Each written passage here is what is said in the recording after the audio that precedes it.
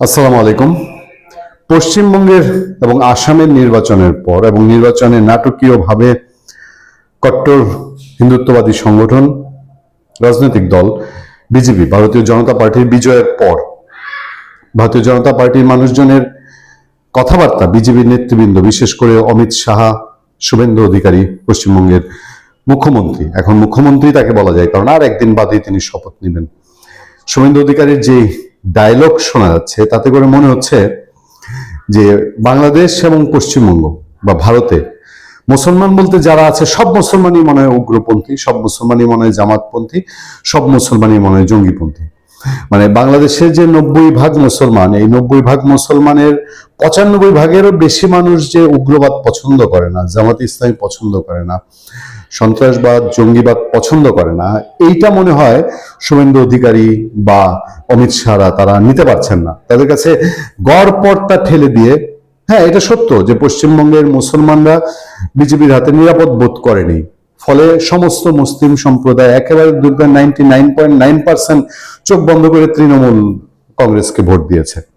আর তারা বলেও যাচ্ছে, অমিত শাহ বলে বসছে যে সংখ্যালঘুরা আমাদেরকে কোনো ভোটই দেয় নাই, সুতরাং সংখ্যালঘুদের দিকে আমাদের কোনো দায়বদ্ধতা নেই। মানে মুসলমানের প্রতি তার কোনো দায়বদ্ধতা মিনিমাম কিছুই নাই।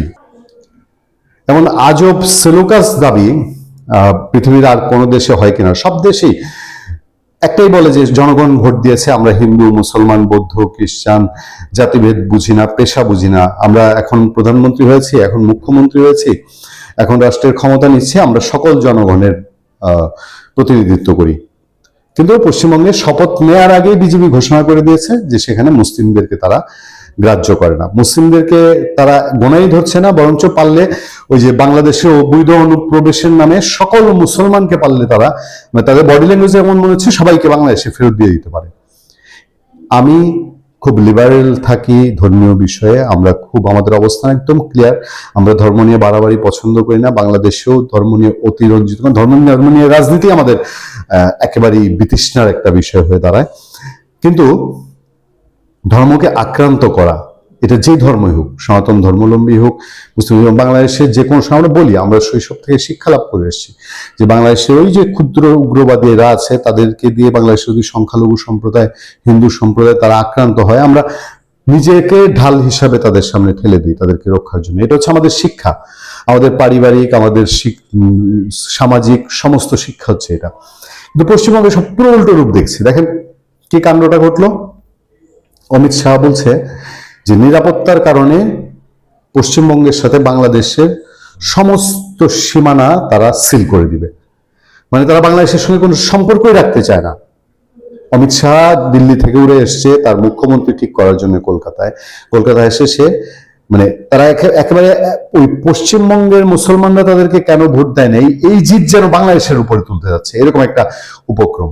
মানে এই সময় কাকতালীয় আরেক ঘটনা দেখেন, মানে ঘটনা ঘটেই কাকতালীয় এক ঘটনা ঘটলো কক্সবাজার বা সমুদ্র সৈকতে, আমাদের দক্ষিণাঞ্চলের কয়েকটা জেলাতেই দেখা গেছে হঠাৎ করে সন্ধ্যার আকাশে মিসাইলের বিশাল আলোর রেখা, সে মানুষ স্বাভাবিকভাবে আতঙ্কিত হয়েছে। যদিও বাংলাদেশের নৌবাহিনীকে আগে জানানো হয়েছে বলে আমরা সংবাদ মাধ্যম থেকে জানতে পেরেছি, কিন্তু হঠাৎ করে মানুষ এই মিসাইলের রেখা দেখে হতভম্ব হয়ে গেছে। কেউ কেউ ভাবছে এটা কি ইসরায়েল ইরান যুদ্ধের মিসাইল কিনা, আবার ভারত হঠাৎ করে কেন, পরে যখন জানা গেল যে ভারত দূরপাল্লার ক্ষেপণাস্ত্র পরীক্ষা করেছে, সেটার আলো ভারতীয় সীমান্তে জল সীমার ভেতরে করেছে, বাট সেটা আলোর ঝলকানি আমাদের এখানে দেখা গেছে।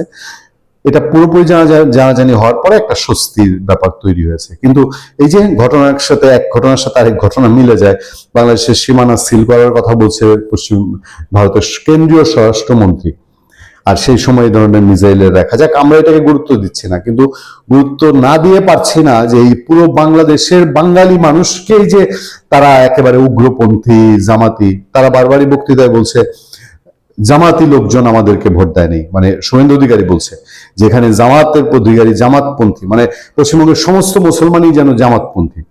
পশ্চিমবঙ্গে তো আমরা জানি অনেক লিবারেল মানুষ আছে, অনেক মধ্যপন্থী, অনেক উদারপন্থী মানুষ আছে, সনাতন ধর্মাবলম্বীদের সঙ্গে বিবাহ বন্ধন, পারিবারিক বন্ধনে আবদ্ধ হচ্ছে। বহু জায়গায় সনাতন ধর্মাবলম্বীরা আক্রান্ত হলে পর্যন্ত পশ্চিমবঙ্গের মুসলমানরা ঢাল হয়ে দাঁড়াচ্ছে। তাহলে পশ্চিমবঙ্গের আপামর সমস্ত মুসলিমকে তারা জামাতপন্থী বানিয়ে দিচ্ছে।